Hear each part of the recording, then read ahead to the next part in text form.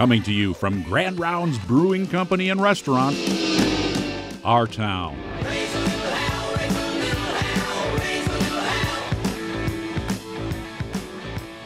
Patrick Seeb is here with us today, and you have had quite a busy day today. It's been a great day. You are fresh out of some really exciting activity over on 5th. Can you tell us a little bit about the groundbreaking today? Yeah, so today was a milestone day for Rochester, for DMC, for this community, and in that we broke ground on the next new building in the Discovery Square district, organized and built by Mortensen Construction.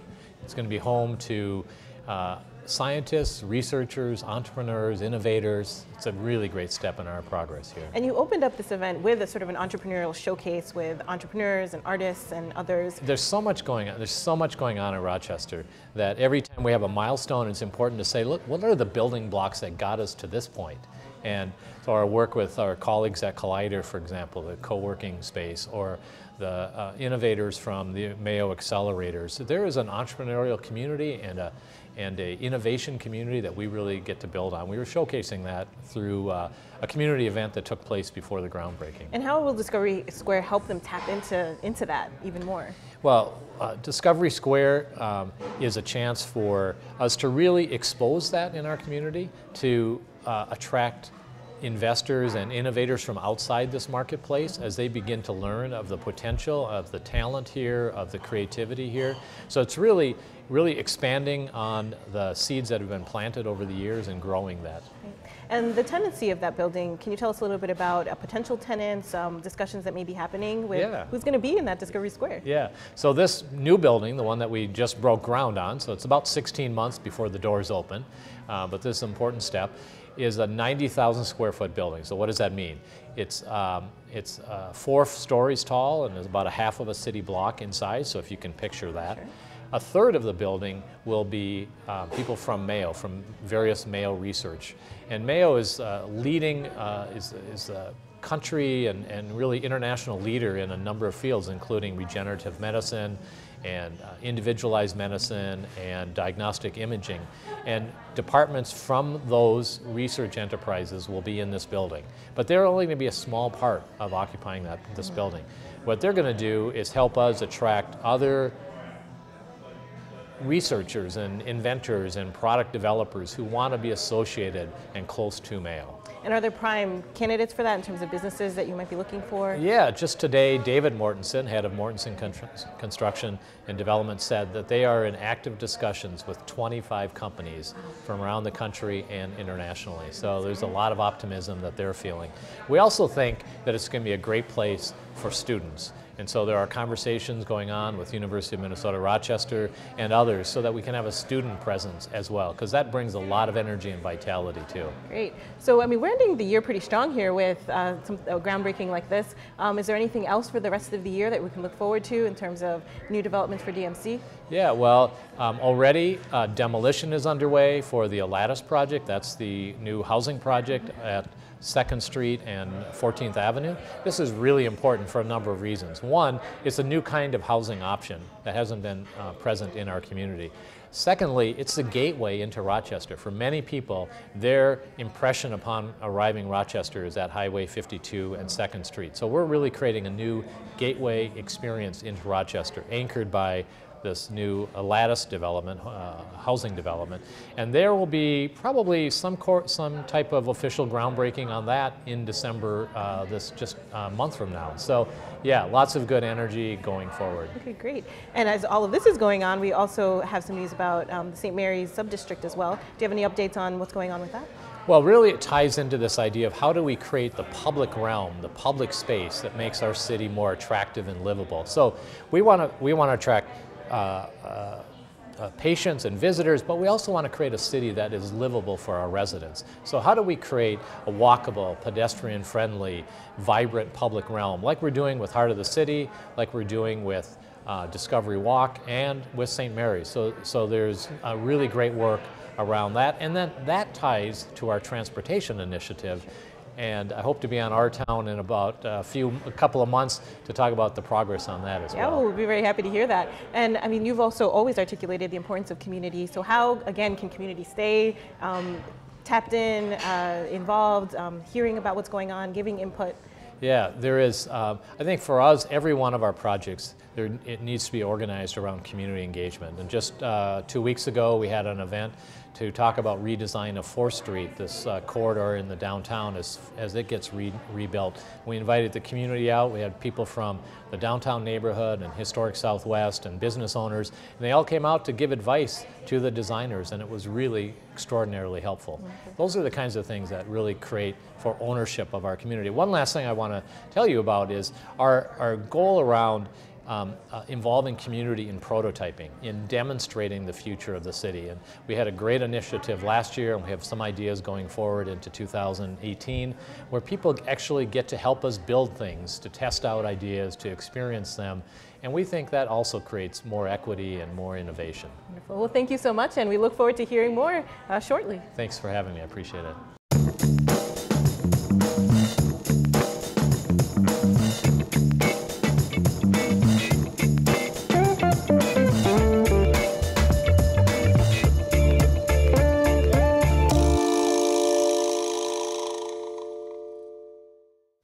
Our Town is brought to you in part by the following amazing people and organizations. The new Clements Subaru proudly partners with award-winning KSMQ Public Television. Clements Subaru of Rochester. Clements' clear value promise is to make buying a Subaru fast, fair, and simple. The Minnesota Arts and Cultural Heritage Fund and the citizens of Minnesota. And the members of KSMQ Public Television. Thank you. Stay with us. Our Town continues with more interesting things to know about the Queen City. We learn about the hands-on experience that is giving Rochester High School students a leg up on their careers, and we meet a silver medalist badminton player. And we can thank the services of Mayo Clinic for Billy Friedell's relocation to Rochester. Up first, chill out with a little jazz at the Pure Rock Studio in this week's Our Culture segment.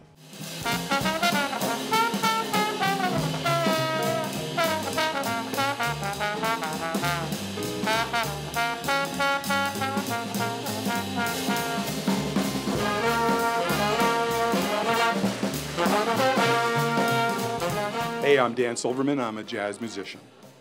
Well, I married a woman from Eota, Minnesota, and I've been coming to the farm in Eota since 1979, and I come every once or twice a year, and I was lucky enough to meet John, and we play together sometimes when I come out here, and then he was able to put together this band. Hi, I'm John Sievers, and just got done with a great concert with Dan Silverman here. Really enjoyed it.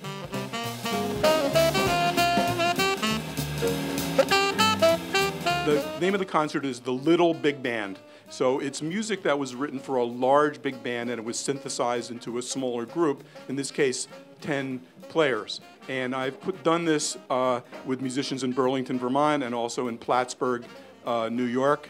And it's music that most people are really interested in trying. It's very challenging music, interesting music, not the usual kind of jazz that people play.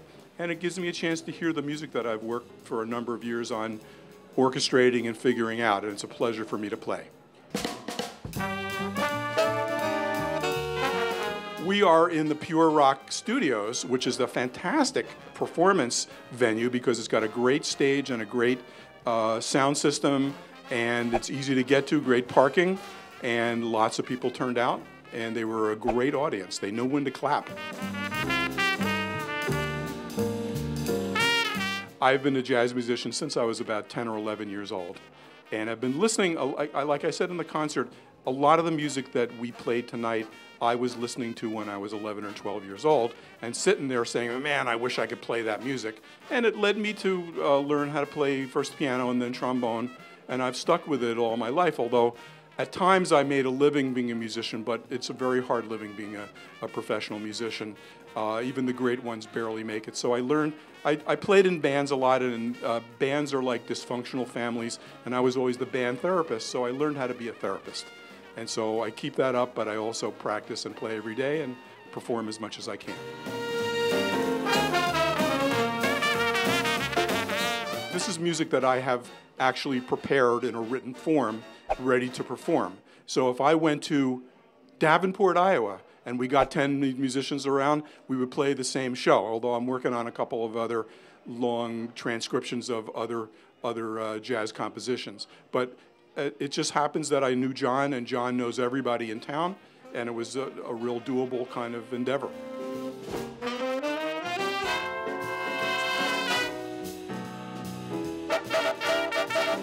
Well, I kind of looked around the city, tried to find people first who I thought could pull off the gig, you know, and a lot of people that I know, contacts in different bands from different big bands I've played in and small groups I've played in.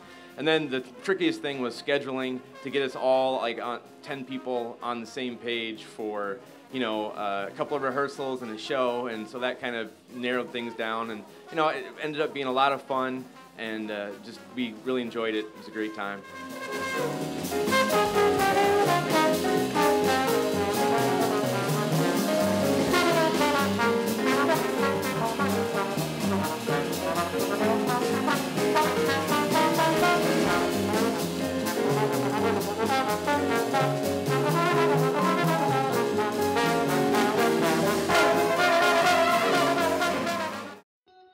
For more information about this story and other Our Town features, connect with us on Facebook, Twitter at KSMQ #OurTown, or ksmq.org/OurTown.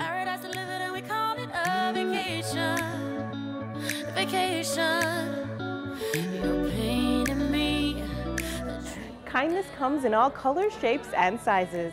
Minnesota Acts of Kindness Week is November 6th through 10th. The United Way of Olmsted County is teaming up with Rochester's Caring Acts of Kindness Everywhere group to celebrate with events throughout the week. There'll be coffee, walking, lunch, hugs, and trees. Sounds like a good time. Check out the details on the United Way's Facebook or Twitter pages. And the recently adopted city ordinance prohibiting smoking in all City of Rochester municipal parking areas went into effect on November 1st. This includes all city-owned parking ramps, lots, and structures, and includes the lobby, stairway, elevator, or any other area of the ramp where a person gains access to or from a vehicle. If you're unsure of which buildings this applies to, check them out on rochestermn.gov. Paper, still important in today's electronic world, but tends to seem rather utilitarian. Don't tell that to Lisa Berg. Her new exhibit, Sojourn, at the Rochester Art Center will help you see paper in a whole new way. The exhibit opens on Thursday, November 16th with a reception and artist talk. It's free, and more details can be found at rochesterartcenter.org. And I think by now many of you are anticipating your Thanksgiving feast and time with family and friends. This year, consider signing up for the Rochester Turkey Trot 5K. The race begins at 9 a.m., so pop that turkey in the oven and head down to Soldiers Memorial Field Park and burn off your calories in advance. Fleece pullovers and cinnamon rolls are additional incentives to brave the chilly temps. Details at mnruns.com or call the running room at 507-287-3341. Coming up next, we meet Samuel Probacher, silver medalist in badminton at the National Senior Games in this week's Walkabout segment.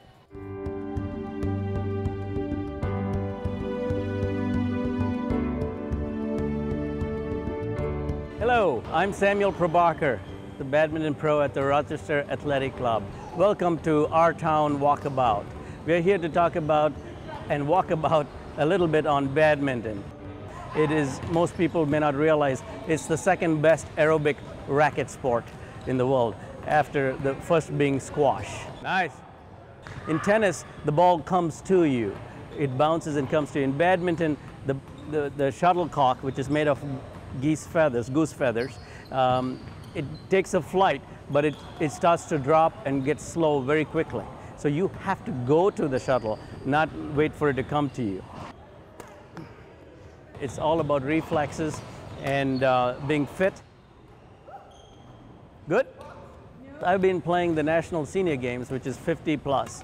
And I'm fortunate, in 2013 I won the gold medal in the doubles. And this year it was in Birmingham, Alabama, and I happened to win the silver medal for the 50 plus doubles. The fastest smash in badminton is clocked at over 245 miles an hour. There you go. And it's quite a different game from our backyard badminton. A typical backyard game you can buy at a sporting goods store. You'll get 4 rackets, a net, and the birdies for about $25. In this case, my racket alone is over $250. So this is a birdie, It has 16 feathers, as you can see, and that is the regulation. It started in Britain. I'm not sure exactly why it's called badminton. It's not mitten, yeah, it's badminton. And I'm going to research that and send you a note.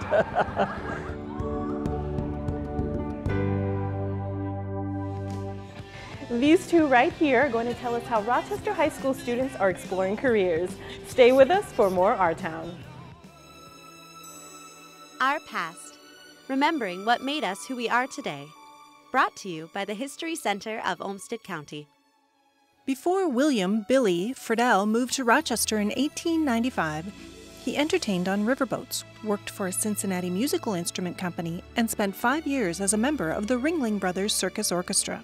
Billy moved to Rochester because he received a severe eye injury while performing with the circus. Mayo Clinic physicians removed his damaged eye and replaced it with a glass eye. Billy helped start the Queen City Band, which played at more than 3,000 events between 1892 and 1940. Although Billy most often acted as a band conductor, he played many instruments. One of his favorites was the harp, and he donated his family's 127-year-old harp to the Olmsted County Historical Society in 1940. Billy's 2 daughters, Florence and Loretta, were also musicians and played in his many bands. In addition to his musical community involvement, Billy was a keen real estate owner and developer. His real estate investments included the West Hotel, the Florence Hotel, and the Beverly Apartments. Billy died on April 2, 1969, at age 96.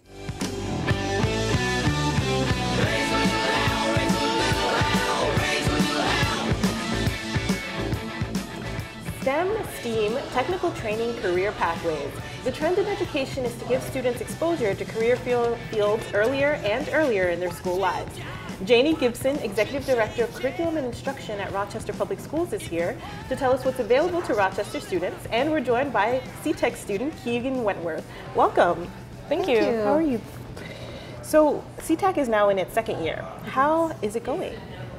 Fantastic, fantastic. So CTECH is the Career and Technical Education Center at Hines, and we are open with students for the 2nd consecutive year. We continue to see growth.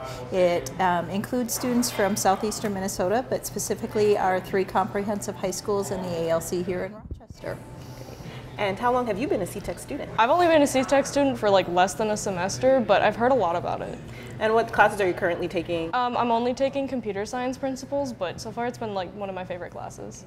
And how is it that students get involved in this particular track of the curriculum? So the students get involved, we have a number of pathways. Oftentimes the initial classes, the first pathways in the pathways will start in their comprehensive high school. So as a 9th grader or a 10th grader, they may take a class at their high school, and then in the later years as the courses get a little bit more equipment specific, a little bit more detailed, a little bit more in depth, then they will take classes out at CTECH. They still will remain a student of their main high school, but they will come out there for a portion of their day. They register just through the regular high school. They work through the counselor at their main high school to get registered for classes out there and just spend part of their day out there with us.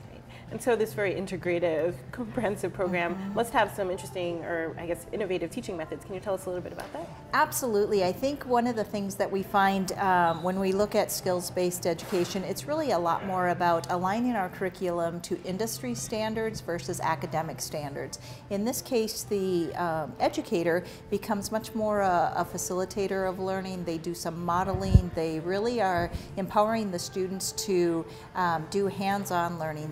It's very project-based. It's very authentic in terms of it's very replicating of what they would see in a workplace. And so the equipment that they're using is not the standard educational equipment. It's much more looks like what they would see out in the real world, out in the workplace.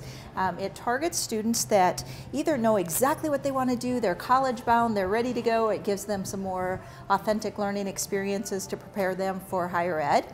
It targets students that know that they need to go or they want to go right from high school to the workforce, and it also targets students that really don't know what they want to do, and that gives them an opportunity to be exposed to equipment, to learning, to skills they may not know that they are interested in otherwise. that's quite a broad range of students that you're targeting. That's great. And Keegen, was there a particular reason that prompted you to become a part of the program? Well, I always heard that CTECH classes were really like innovative and were a lot more fun and you could be more creative in them. And I always wanted to take a computer science class because I've been wanting to like build computers and just kind of learn more about how they work and video game related computers. And so I took CTECH and more of an AP class just to challenge myself a little bit and learn more. Do you feel like it's preparing you for anything you want to do in the future? Yeah, definitely. I hopefully am going to college for like a computer science or computer engineering sort of degree, and so this class really helps me to more understand like coding and how everything works. And at this 2-year mark, what are some of the outcomes that you're particularly excited about? I think we're certainly excited that we continue to grow in enrollment, because the program is only as strong as the number of students and the quality of students that we get. We're also excited because we continue to develop further partnerships with institutes of higher ed as well as community partners in the area of the industry. And so that allows for us to provide greater job shadow opportunities for our students. It provides us to ensure students are leaving our classes either with certification or with college credit. So that is definitely a plus for us, and we want to continue in that direction. We also are continuing to increase the number and the diversity in the pathways. So we started with 7 course pathways just this year. We've added an 8th one already, so we will be offering an education pathway, which we didn't have initially. And so we really want to be responsive to what the community needs are and what the student interests are. And so it's not, we're very flexible in terms of what we offer out there, and so that's been great. So. And this trend in skills-based education is something that's been really responsive to things like the workforce and data that shows that these are the types of programs that are perhaps necessary for our future growth. But what do you think about maybe this idea of pushing students into making career choices too soon? Yeah, well, I think one of the things that we want to be sure to do is allow the flexibility. We're all about the exposure. Give the students the opportunity. They don't need to make the commitment at 12 years old that they want to do this for the rest of their life. So we really want to give them the opportunity to be exposed to some of these different career pathways. We would rather them try a class when they're here with us than wait till they get to college and try it, or get out into the workforce and start in that particular profession or that particular field, only to find that it's not as good of a fit for them as they thought it was. We do have students, for example, that will believe that they really want to go into nursing or something like that, and then they'll take our CNA course and really realize it's not quite what it looks like on Grey's Anatomy or some of that, and oh, maybe this isn't quite for me. And so we would much rather have them figure that out earlier so that they can, when they get to the point where they are either relying on making money or where they're paying money for their education, we want them to have a better idea of what it is that they're looking for. Not that it has to be in stone and completely defined, but maybe some answers can be, or some questions can be answered before they leave us. And are there certain ways in which you teach students or help mentor them through all the different ways in which they can pursue a career? Yeah, we certainly, and we need to start that far earlier. So we find a lot of that is beginning work already in our middle level programming. So throughout the course of 6th, 7th, and 8th grade, we spend a lot of time talking to our students about what are different career options that exist. We know that our students only typically know of the career fields that their close family or their close friends or their close neighbors are involved in. They don't really realize the wealth of opportunity out there. So we spend some time really tapping into what is your interest, what are you good at, and how could that turn into a career? What could that mean? What are some of the fields? And we really try to keep it broad. We try to keep it field, not specific job, so that students can kind of start then planning their high school careers. Like, so should I take a few more sciences? Should I kind of try to get a little more into the arts? Should I, and again, it's not for tailoring them just for one job specific, but it's really to help them define to answer some questions before they leave us, and to kind of define some of their interests. Yeah, offering them choices. Absolutely. And in terms of those choices, are there, both of you can answer this, certain classes that are particularly popular, or certain fields that a lot of students tend to feel like they want to go into? Well, a lot of my friends actually take a lot of the CNA classes. Otherwise, for CTECH classes, I think computer science is the only other one that I've really heard about that a lot of people take, or vet studies. Okay. Yeah. Project IT Launch, which was the first one in the IT pathway, definitely immediately got a lot of interest. We are now working on partnering with RCTC to create an app development class where they would get college credit, some of those types of things. So that seems to really be of high interest. Our manufacturing and welding class is really picking up speed. We have a lot of high school students that are interested in that notion of welding, and that's a very real from high school to work type of a field. So that one we're seeing great, gain some momentum. And our CNA, our health sciences classes are always popular ones as well. Well, thank you so much for joining us today, and I hope to hear more about what CTECH's going to do. Super. Thank you for the opportunity. Thank you. And for those of you who are still wondering about the origin of the name badminton, the answer is the Duke of Beaufort Badminton House in Gloucestershire is the game's namesake. But why or exactly when remains unclear to this day. Thanks for joining us. I hope you come back next week when we talk identity theft with Representative Quam and find out why the Rochester Airport's passenger lounge is getting known for wet noses. See you next time on Our Town, the show about Rochester.